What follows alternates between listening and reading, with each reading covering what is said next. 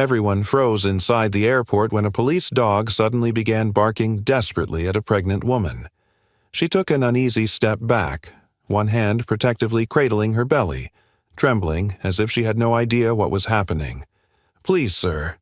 "Make him stop," she pleaded, looking around in panic. But the police dog refused to back down. He growled low, his muscles tense, his eyes locked onto the pregnant woman, like she was hiding something dangerous. Passengers whispered nervously. Why this police dog barking at a pregnant woman? Was it possible she was carrying something illegal? Was she a threat? No one had an answer. Officers rushed in, unsure whether the dog sensed danger, explosives, drugs, or something far worse. A nearby officer, tall and stern-faced, stepped forward. "Ma'am, we need to ask you a few questions," he said firmly. The woman's face turned pale. "I don't understand. I haven't done anything wrong," she said, her voice trembling as panic crept in. But the police dog wouldn't stop. He barked as if he sensed something no human eye could see. Moments later, officers uncovered a truth so terrifying, it left everyone in shock. Stay with us. This story will leave you speechless. Before we start, make sure to hit like and subscribe. And really, I'm curious. Where are you watching from? Drop your country name in the comments. I love seeing how far our stories travel. Morning light spilled through the massive glass panels of the city airport, turning the polished floors into shimmering mirrors as thousands of travelers rushed in every direction. Rolling suitcases clicked, boarding announcements echoed overhead, and the usual airport chaos blended into a familiar soundtrack of urgency and motion. But for Officer Mark Hale, this was just another day on duty, and beside him trotted the one partner he trusted more than anyone. Rex, the department's most reliable K-9. Rex's ears twitched as he scanned the crowd, his steps steady but alert. While Mark's eyes relied on training, Rex's instincts were sharper than any technology in the building. He could pick up the faintest chemical trace, the slightest shift in body language, the tiniest hint of danger. Today, however, Mark sensed something different about him. Rex was more focused, more intense, as if something in the air bothered him. "Easy, boy," Mark murmured, giving the leash a gentle pull.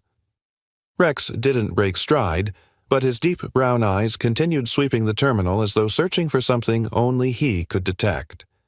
Families hurried past, couples argued quietly about gates and boarding times, and exhausted travelers slumped in chairs with their phones pressed to their ears. Amid all this noise, Rex suddenly paused. His body stiffened, tail straightening, nose lifting. Mark noticed immediately. "What is it?" he whispered, scanning the direction Rex faced. At first, he saw nothing unusual, just more passengers, more bags, more hurried footsteps. Then she appeared. A pregnant woman walked slowly through the crowd, carrying 2 paper shopping bags in each hand. Her coat hung open just enough to reveal a clearly swollen belly beneath her white blouse. She wore sunglasses, even though they were indoors, and her steps were cautious, almost hesitant, as if she were trying not to draw attention despite being visibly hard to miss. But Mark wouldn't have given her a second thought, if it weren't for Rex. The K-9's ears sprang forward, his breath hitched. He took a single step toward her, nose flaring as if he had caught a scent that didn't belong. Mark tightened his grip. "Rex, heel." But Rex didn't heel. His entire posture shifted from relaxed patrol mode to rigid alertness. Something was wrong. Mark could see it in every muscle of the dog's body. The woman continued approaching, unaware of the storm about to break around her. Rex's claws scraped against the floor as he leaned forward, eyes locked on her, focused, unblinking, intense. Mark frowned. He had worked with Rex for 5 years, and he had never seen him react like this. The terminal's noise seemed to fade as Rex took another step forward, muscles tightening like coiled springs. His eyes stayed fixed on the pregnant woman, following her every move with unnerving precision. Mark felt the leash vibrate with tension. Rex wasn't merely alert. He was locked in. "Rex, what's going on with you today?" Mark muttered under his breath. The woman approached slowly, unaware of the invisible spotlight now on her. Her breathing looked slightly uneven, though Mark couldn't tell if it was because of her pregnancy or something else. She lifted the bags higher in her hands, trying to adjust the weight. Her sunglasses hid her eyes, making her unreadable, and that only made Rex more agitated. Without warning, Rex surged forward. His bark exploded through the terminal like a gunshot. Passengers jumped, gasping. A baby started crying.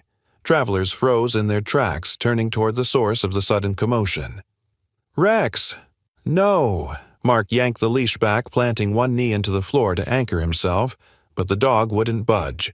His paws scraped violently against the tiles as he lunged again, teeth bared, not in aggression, but in extreme urgency. People whispered instantly. Why is the dog barking at her? Is she carrying something dangerous? Oh my God, is that a security threat? The murmurs spread like wildfire. The woman stopped mid-step, startled. Why is he barking at me?" she stammered, clutching her belly protectively. Her face paled beneath her makeup. Rex growled deeper, the sound vibrating through his chest. He never behaved like this, never barked without reason. Mark knew this. Everyone in the department knew this. Rex wasn't just any K9, he was their most trustworthy dog. If he reacted, something was there. Another officer, Johnson, hurried. Over. "What's going on?" he asked, eyes darting between Rex and the woman. "I don't know," Mark replied, struggling to control the leash. He locked onto her the moment she entered the terminal. Johnson frowned. "You think she's carrying something? Drugs? Explosives?" But this didn't feel like a typical alert. Rex wasn't signaling in his trained pattern. He wasn't pawing. He wasn't sitting. He only barked, loud, urgent, desperate, the kind of bark he used when something didn't just smell wrong. Something felt wrong. "Ma'am," Johnson said, taking a cautious step forward, "did you come into contact with any unusual substances today? Chemicals? Anything out of the ordinary?" The woman shook her head violently. No, I swear I didn't. I'm just here to catch my flight. Please, I don't understand what's going on." Rex barked again, louder, pulling harder toward her belly than her bags. Passengers began recording with their phones. Mark felt his pulse tick up. Every instinct inside him screamed that Rex wasn't wrong, but Mark had no idea what the dog was picking up. "Mark," Johnson whispered, leaning closer, "we need to intervene, now." Mark nodded, swallowing hard. "Ma'am," he said firmly, stepping forward, "please come with us for further screening." Rex growled again, eyes never leaving her, and the woman's hands were trembling. The woman's breath hitched as two more officers approached, forming a cautious semicircle around her. The crowd instinctively backed away, creating an open space in the middle of the terminal. All eyes were on her now, hundreds of strangers silently watching, waiting, judging. Mark held Rex firmly, but the dog's body was trembling with sharp, restless energy. His gaze never strayed from the woman's belly. Whatever he sensed was not in her bags. It was on her. "Ma'am," Officer Johnson repeated, voice steady but authoritative. "We need you to remain calm and answer a few questions." I'm trying," she stammered, swallowing hard. "But why is the dog acting like that? I haven't done anything wrong." Her voice cracked in fear, and tears pricked the corners of her eyes. The paper bags in her hands swayed slightly from the tremor running through her arms. Mark stepped closer, his expression stern but not unkind.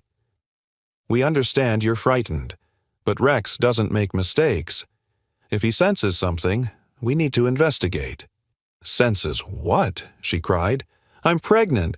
I'm not a criminal. I just bought food and a few things for my flight, that's all." Rex barked again, one sharp, piercing bark that made her flinch as if struck. Johnson exchanged a worried glance with Mark. "Look," he said gently, "we're not accusing you of anything. We just need to make sure you and everyone else are safe." Her chin wobbled. "I don't understand." A man from the crowd muttered loudly, "Check her. Something's off." Another whispered, "Maybe she's smuggling something." The woman's face flushed with humiliation. She turned her body slightly, as if shielding her belly from the stares. "Please, don't do this. Not here." Mark lowered his voice. "Then come with us. Privately." She hesitated, her breathing shallow. Her eyes darted from Rex to the officers, then to the watching crowd. Her feet shuffled backward, but there was nowhere to go. Panic flickered across her face. Panic Mark didn't yet understand. "Ma'am," he said softly but firmly, "we're escorting you to a screening room. You are not under arrest, but you must cooperate." The woman slowly nodded, her shoulders trembling. "Oh, okay. Okay, just please. Tell the dog to stop." Mark gave Rex a quiet command.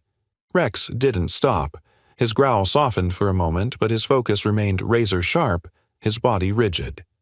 The officers closed in gently but decisively, guiding her away. From the terminal, as the crowd's whispers followed like shadows. Mark took a steadying breath.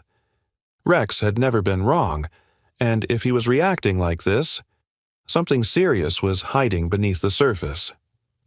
The officers escorted the woman through a quiet corridor leading away from the bustling terminal. The farther they walked, the more her steps grew unsteady, as though fear itself was weighing down her legs. Mark stayed close behind, Rex at his side, the dog's low growls vibrating through the walls like distant thunder. They stopped in front of a private security screening room, a small, sterile space with bright lights, a metal examination table, and a single chair. The moment the door opened, Rex lunged forward again, pulling the leash taut. His teeth weren't bared in aggression, but in unshakable urgency. "Rex, enough!" Mark commanded, his voice firm.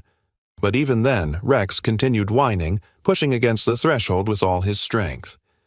The woman flinched at the sound, gripping her bags tightly, knuckles pale. "Please," she whispered, her voice fragile. "Please tell him not to hurt me." "No one's going to hurt you," Officer Johnson said gently. "We just need to run a quick inspection." She nodded shakily and stepped inside. The door shut behind her with a soft click, muffling the outside noise. Inside, the atmosphere felt strangely tense, silent, yet heavy. A female officer approached the woman with a reassuring smile. "Ma'am, I'm Officer Claire. I'll be conducting your screening. Please place your bags on the table." The woman hesitated, then slowly set the bags down, her hands trembling. Claire opened the first one. A takeout bag filled with packaged sandwiches, juice bottles, and napkins. Ordinary, completely ordinary. The second bag held folded clothes, small travel items, and a receipt. Again, nothing unusual. Claire looked at Mark through the glass panel in the door, raising an eyebrow. "Everything looks normal so far." But Rex didn't agree. Outside the room, he paced furiously, pawing at the door, whining louder, twisting his body as if trying to squeeze through the narrow gap under the frame. Mark tightened his grip on the leash but felt his own pulse rising. Rex never reacted like this over food or harmless belongings. Something else was triggering him. Inside, Claire moved closer to the pregnant woman. "Ma'am, do you have anything else on your person that might set off a trained K-9? The woman swallowed hard. No. Just me." She wrapped her arms protectively around her belly, too protectively. Claire's eyes narrowed slightly. "We'll need to conduct a handheld scanner check." The woman's breath quickened. "Is that necessary?" Outside, Rex suddenly released a sharp, frantic bark that echoed through the hallway. Mark stiffened. Rex wasn't signaling the bags. He wasn't signaling the clothes. He wasn't signaling anything she carried. He was signaling her. And whatever it was getting closer. Officer Claire lifted the handheld scanner, but before she could begin, the pregnant woman's shoulders slumped as if the weight of the world suddenly pressed down on her. Her breathing shifted, no longer steady, no longer controlled, but sharp and shallow, each inhale trembling with fear. "Ma'am." Claire stepped closer. "Are you feeling all right?" The woman opened her mouth to respond, but no words came out. Instead, a faint whimper escaped her throat. She clutched her stomach, not gently, but desperately, fingers digging through the fabric of her blouse. Claire's eyes widened. "Are you in pain?" I don't know," the woman whispered, glancing toward the door as if begging for an escape that didn't exist. Sweat collected along her hairline. "I just feel strange." Through the glass, Mark watched every movement with a growing knot in his stomach. Rex paced wildly, nails clicking against the floor, tail stiffened. He wasn't just alert, he was agitated, restless, distressed, as though the danger inside that room was escalating by the second. "Mark," Officer Johnson murmured beside him, "this isn't normal. Something's seriously off." Mark nodded without taking his eyes off Rex. He knows something we don't. Inside the room, Claire lowered the scanner. "Take a seat," she instructed gently. "Let's get you stable before we continue." The woman nodded unsteadily and sank into the chair, gripping the armrest to steady herself. Her legs trembled uncontrollably. Her breaths grew shorter, almost panting now. The room's bright lights reflected the sheen of sweat on her forehead. Claire knelt beside her. "Look at me. Are you experiencing cramping? Dizziness? Anything unusual?" "I'm just scared," the woman gasped. "I'm scared and I want to go home." Her voice cracked with a raw vulnerability that made Claire's expression soften. But Rex reacted differently. He suddenly snarled, loud, guttural, urgent. He slammed both front paws against the bottom of the door, claws scraping low and fierce as if he sensed something happening inside the woman's body, something invisible but dangerously real. Mark tightened his grip on the leash, but even he could barely hold Rex back now. "Easy," he commanded, but Rex whined in agony as though begging them to understand. Inside, the woman pressed her palm against her lower abdomen. "Something's wrong," she whispered, her voice quivering with fear. "I feel pressure. This isn't normal." Claire placed a comforting hand on her shoulder. "We'll get medical support. Stay calm." The woman's eyes darted once more toward the door, where Rex continued scratching, barking, and whimpering like a dog watching danger unfold in slow motion. Claire leaned closer. "Did you eat anything unusual? Take any medications?" The woman shook her head, then suddenly froze, her face tightening in sharp discomfort. Claire immediately pressed the emergency call button. "We need paramedics in here, now." On the other side of the door, Rex let out a howl, a chilling sound Mark had only heard in life-or-death situations. Mark felt his chest tighten. This wasn't fear. This wasn't guilt. This wasn't nervousness. The woman was in real, escalating distress, and Rex was sensing it faster than anyone else. The moment Claire hit the emergency button, a shrill alarm pulsed through the hallway. Mark straightened instantly. Rex jumped, barking with a fierce urgency that reverberated against the walls. Something inside that room was escalating, and fast. Inside, the woman pressed both hands against her abdomen, her lips trembling as a sharp gasp tore from her throat. Her entire body tensed, shoulders rising, eyes wide with shock. "Ma'am!" Claire grabbed her by the arms. "Talk to me. What are you feeling?" "I don't know," she panted. "It hurts. Something's wrong." Before Claire could catch her balance, the woman's knees buckled. She collapsed sideways into the chair, her breathing rapid and shallow, face paling by the second. Claire immediately supported her. "Stay with me. You're okay. You're okay." But the woman wasn't okay. Outside the door, Rex erupted in frantic barks, throwing his full weight against the frame. The leash stretched so tight it seemed 1 second away from snapping. His eyes were wild, not with aggression but fear. Fear for someone in that room. "Mark, open the door," Johnson barked. Mark threw the door open just as 2 paramedics rushed down the hall. Rex lunged inside, but Mark held him back with sheer force. Still, Rex thrust his nose into the air, sniffing frantically, his entire body trembling with intense alarm. Claire stepped aside as the paramedics moved in. "She collapsed suddenly," she reported.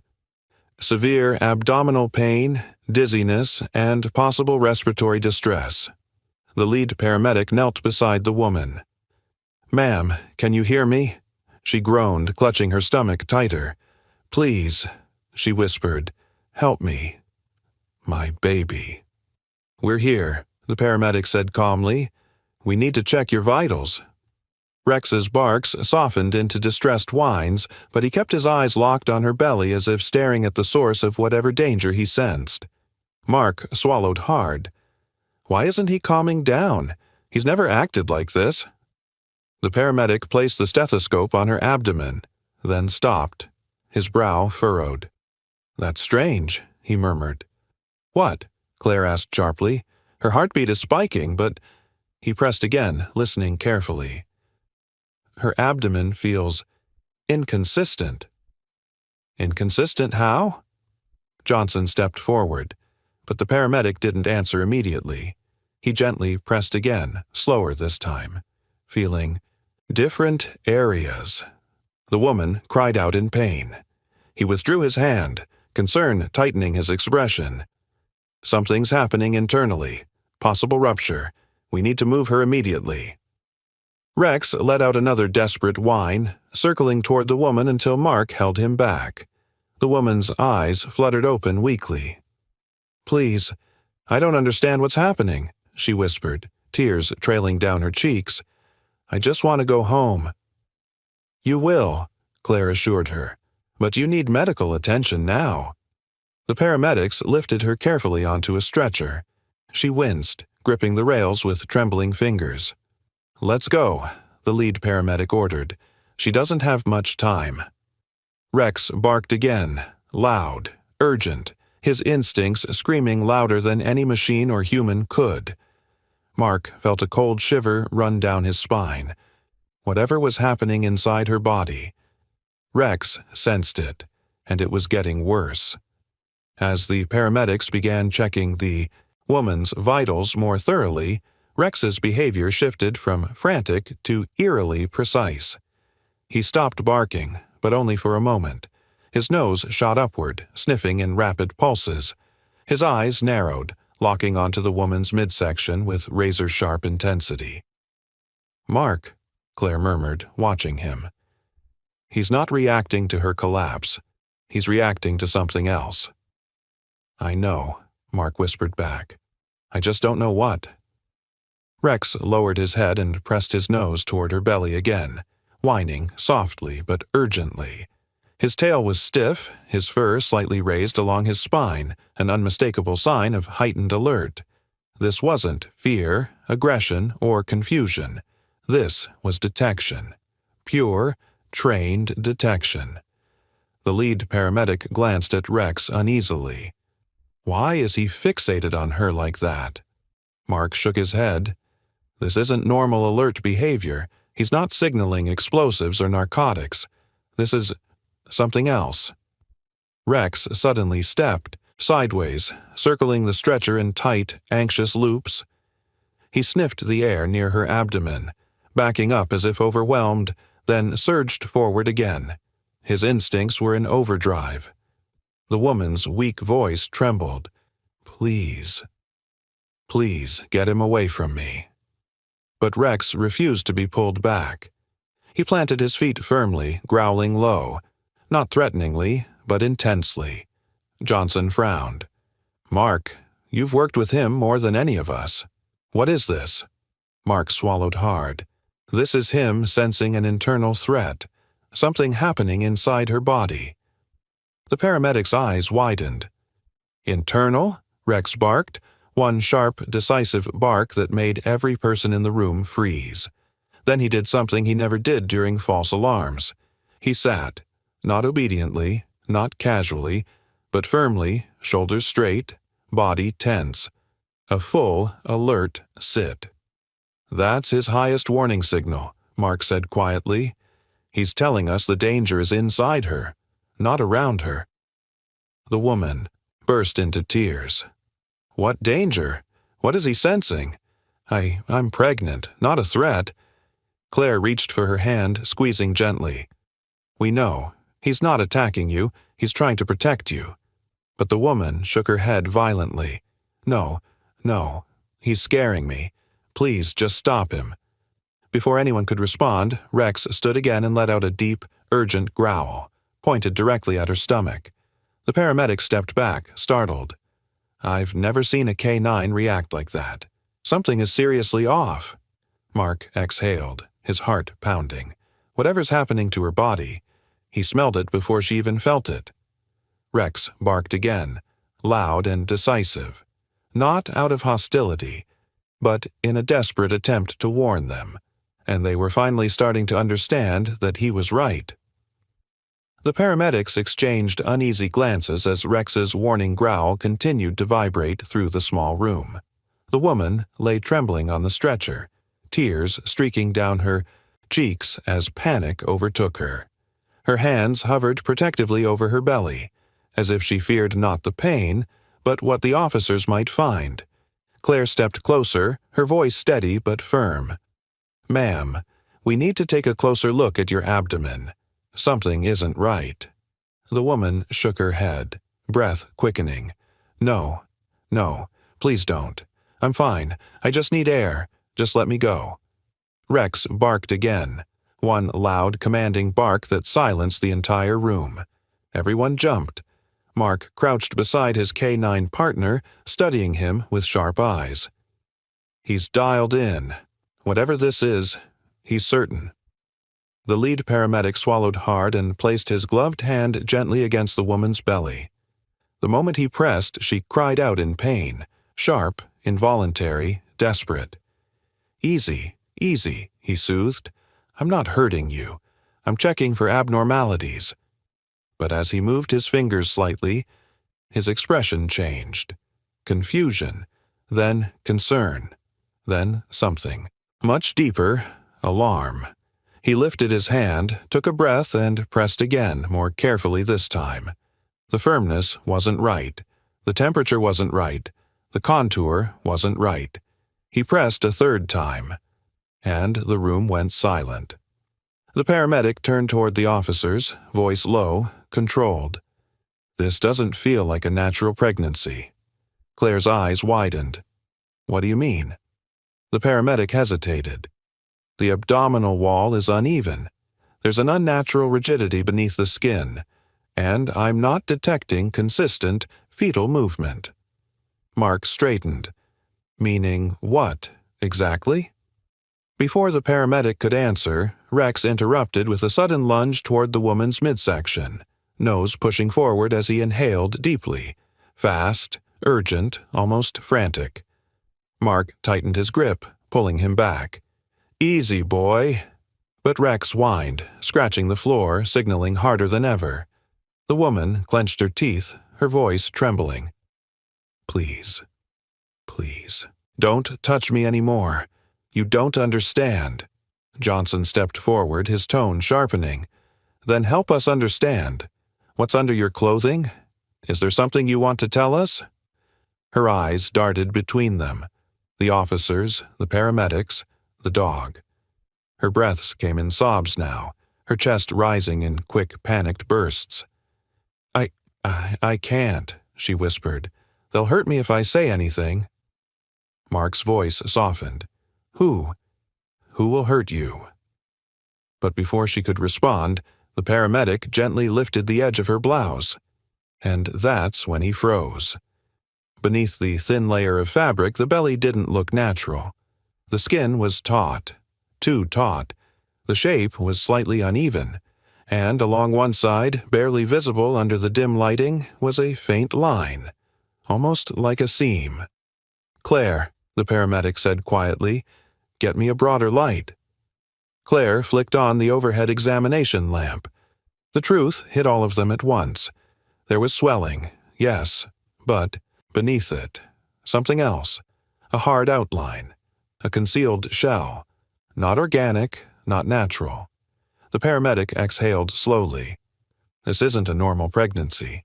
Something is inside, something foreign. Rex barked sharply, pawing at the floor in agreement.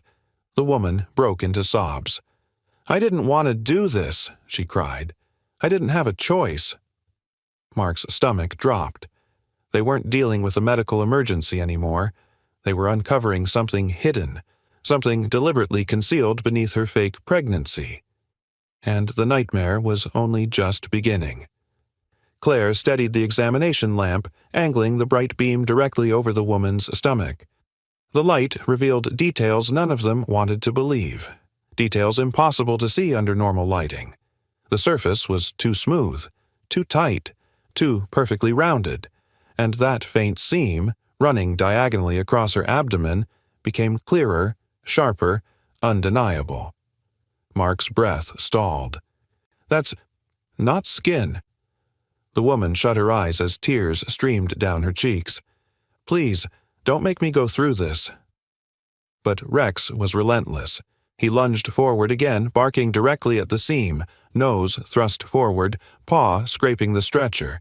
His instincts were screaming the truth before anyone else dared say it aloud. Johnson stepped forward cautiously. "Ma'am, I'm asking you one last time. What are you carrying?" "I can't," she whispered. "They'll kill me." Mark softened his tone. "Not here. You're safe, but we need to know what's under that." The woman cried harder, her chest shaking with each breath. "You don't understand. This is bigger than me." The paramedic, wearing gloves, gently grasped the edge of the seam with 2 fingers. "I'm not going to hurt you," he said quietly. "I'm just checking." "No, no, stop!" she cried, reaching down to block his hand. But Claire caught her wrists gently. "Ma'am, if something dangerous is inside, we need to remove it for your safety and your life." The woman froze, trembling violently.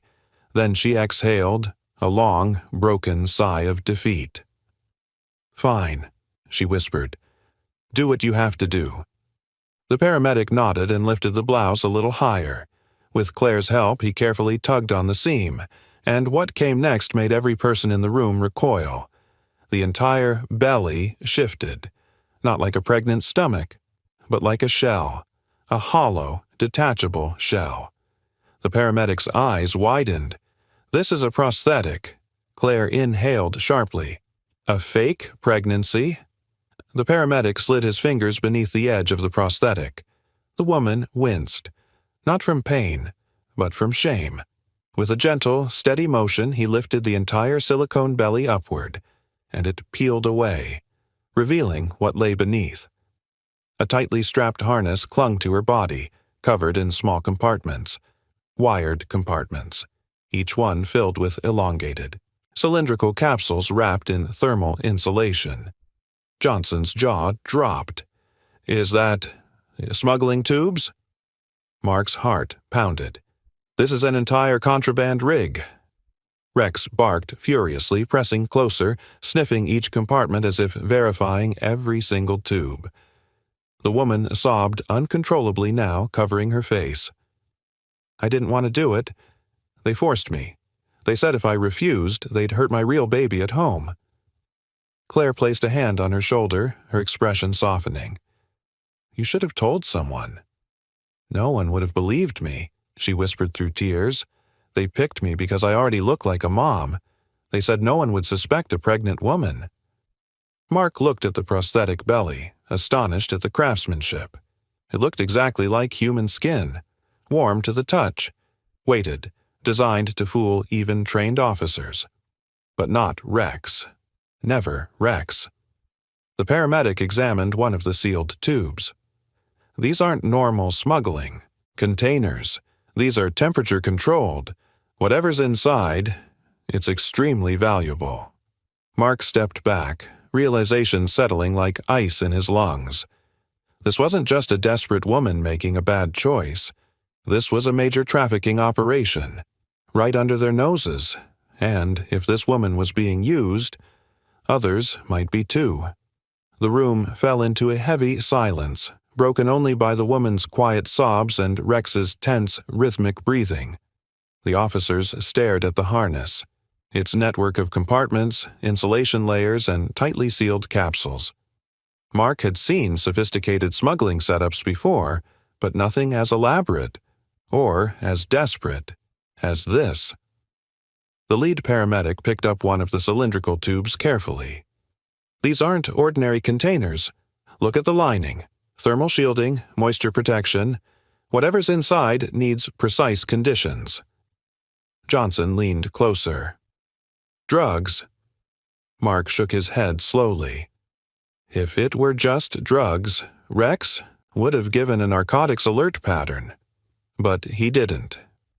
Rex's behavior wasn't matching any trained detection response. Instead, the dog was trembling, eyes sharp, ears pinned forward, nose twitching with intense sensitivity. He hovered over the tubes, sniffing each crevice, whining as if begging them to realize the danger hidden in plain sight. Mark knelt beside him. "What is it, boy? What are you sensing?"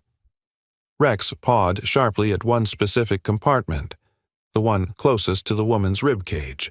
His nails scratched the strap, claws digging as he pulled toward it again and again. "That one," Mark said quickly. "Open that one." Claire stepped forward but hesitated.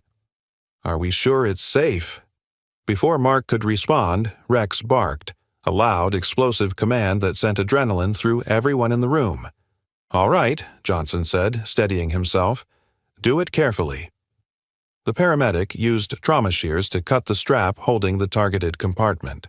He lifted it slowly, keeping it level. The insulation felt warm against his gloves, unnaturally warm, like it was protecting something delicate. Rex stepped back, still trembling, tail stiff. The paramedic unfastened the cap. A faint hiss escaped. Everyone froze. Claire's hand flew to her mouth.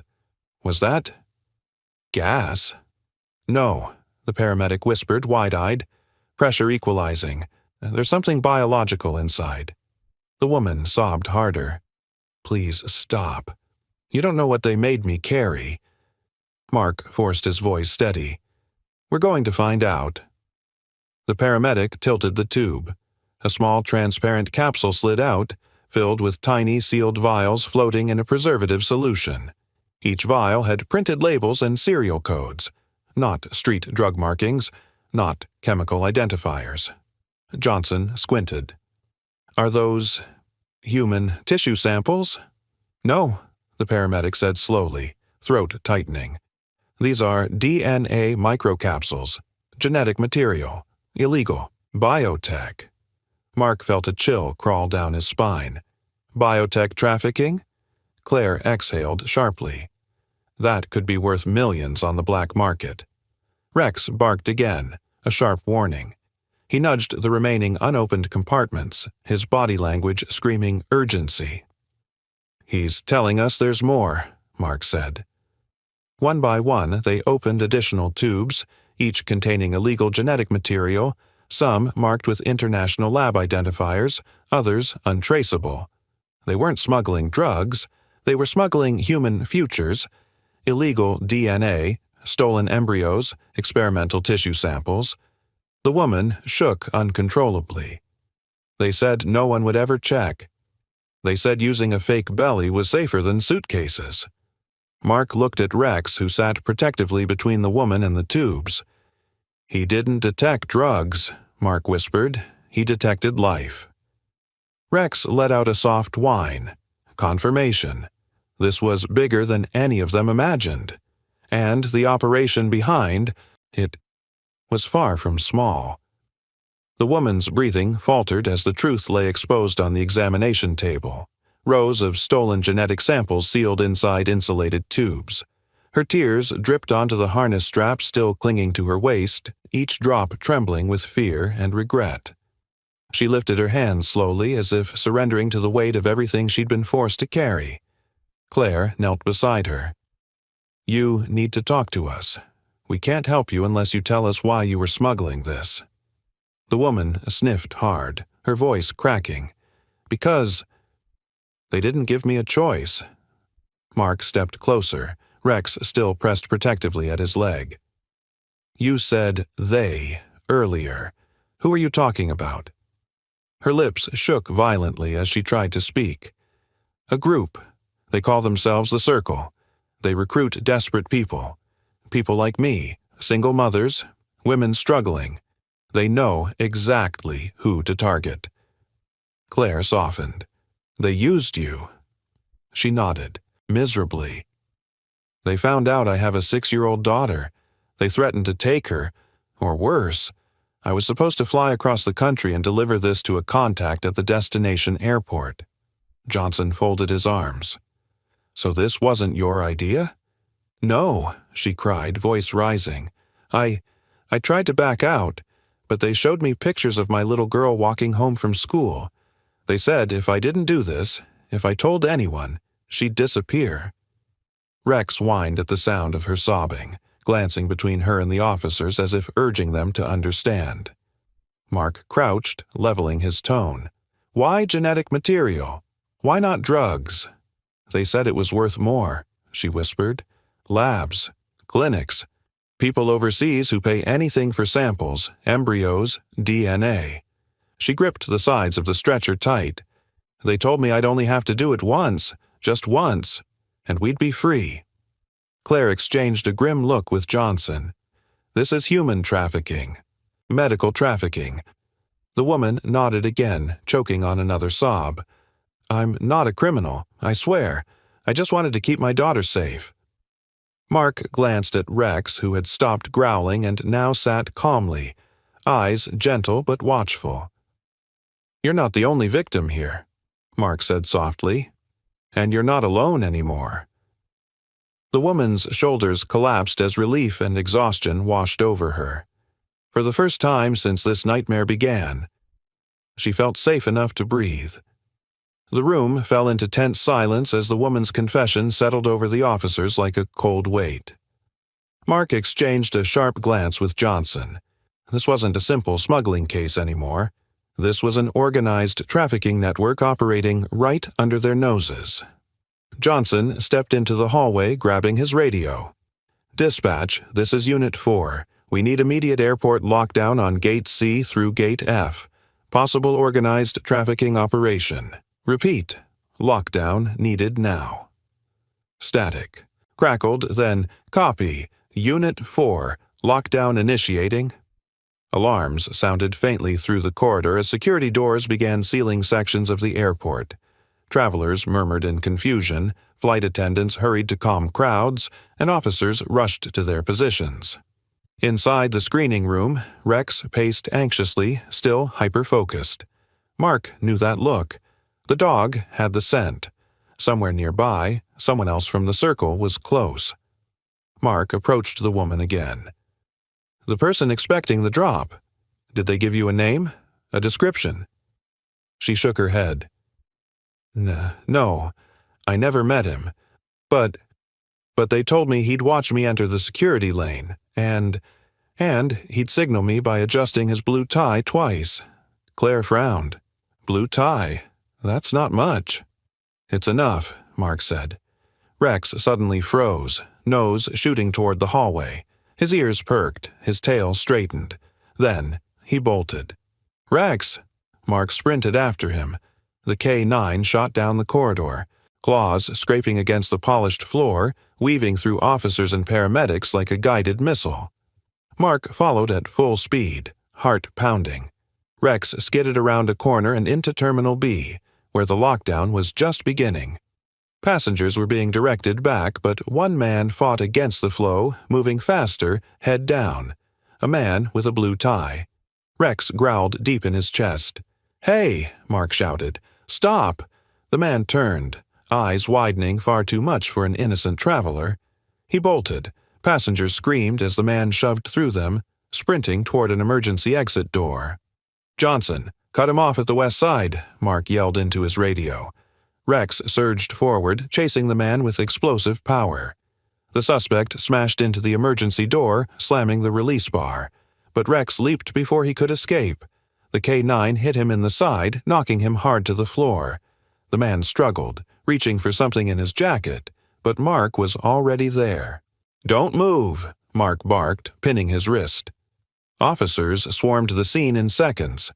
Inside the man's jacket they found a matching insulated case, identical to the woman's.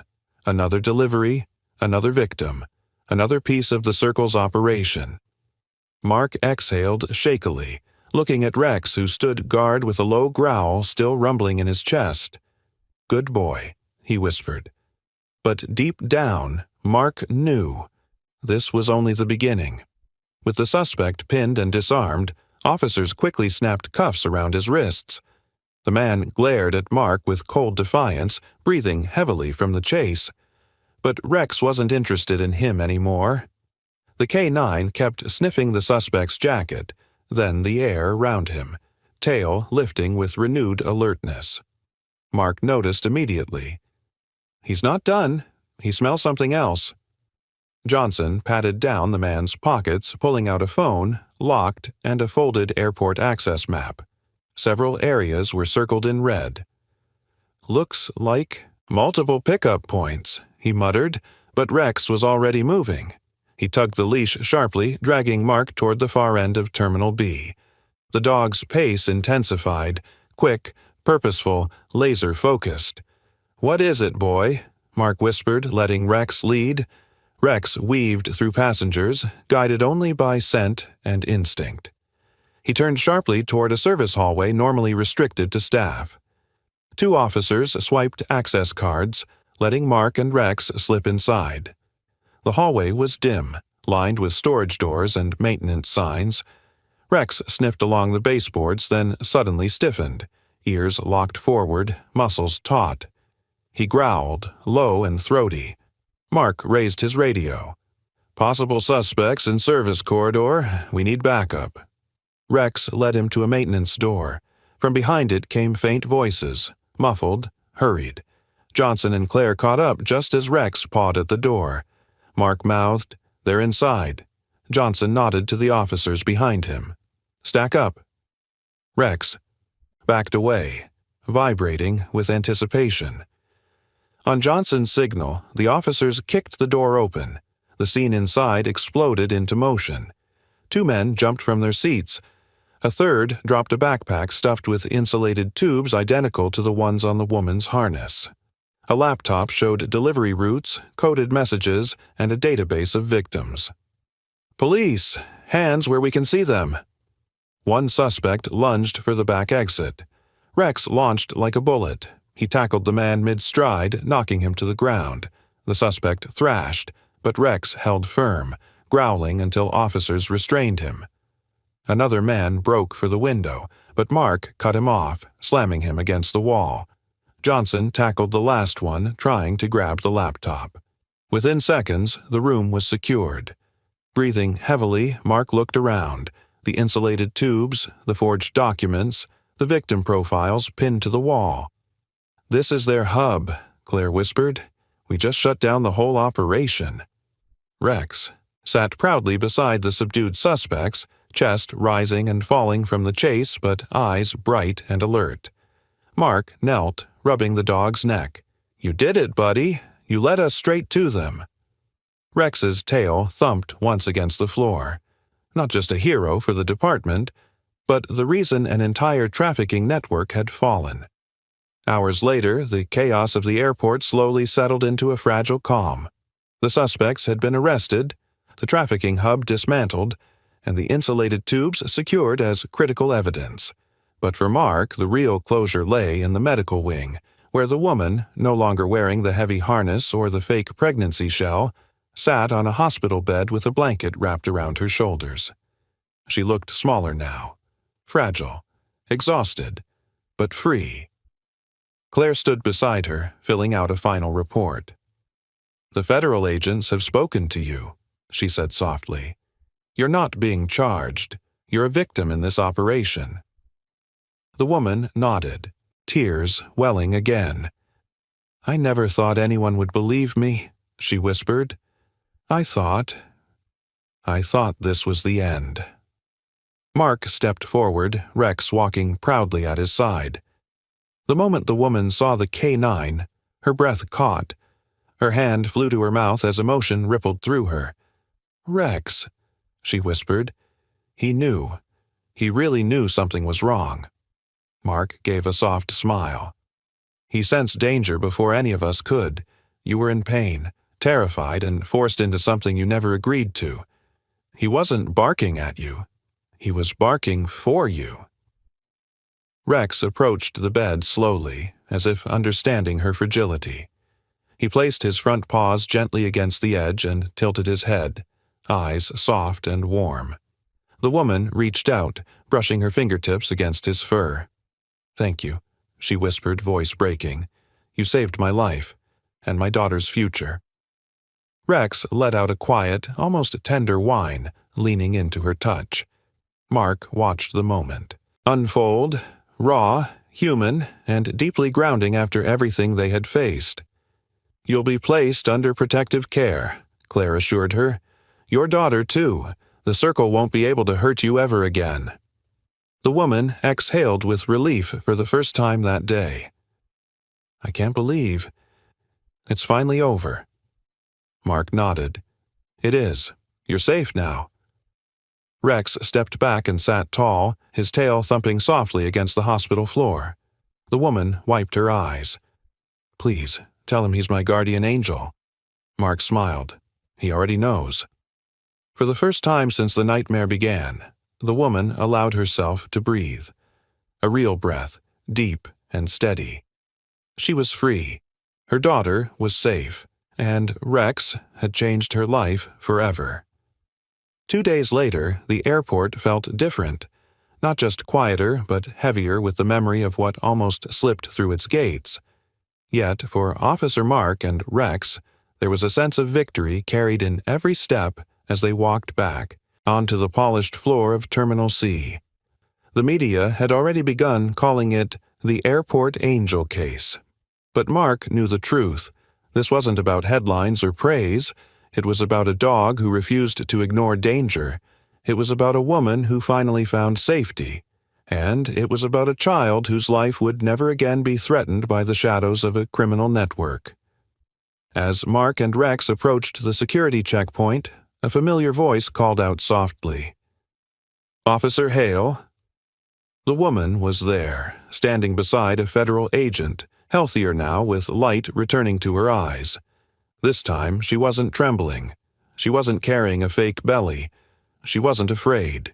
She held a small stuffed toy in her hands, something clearly meant for her daughter. Mark offered a reassuring smile. "How are you holding up?" She nodded, emotion swelling in her throat. "Better. They moved us to a safe location. My daughter keeps asking when she can meet the hero dog." Rex wagged, his tail proudly at the sound of his title. The woman knelt, holding the stuffed toy out toward him. "I don't have much, but I wanted to give him something from us." Rex sniffed the toy gently, then nudged his head into her palm, accepting her gratitude with quiet dignity. Mark felt warmth rise in his chest. Moments like this, moments when the world slowed long enough to recognize the heroes who couldn't speak, were rare. "You don't owe us anything," Mark said softly.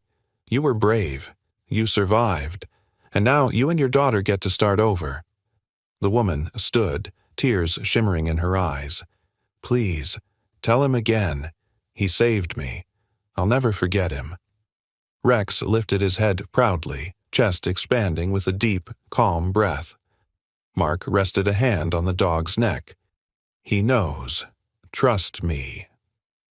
As the woman walked away toward a safer future, Mark glanced down at his partner, the dog who had turned chaos into clarity, who had seen danger no human could detect, who had saved lives without hesitation.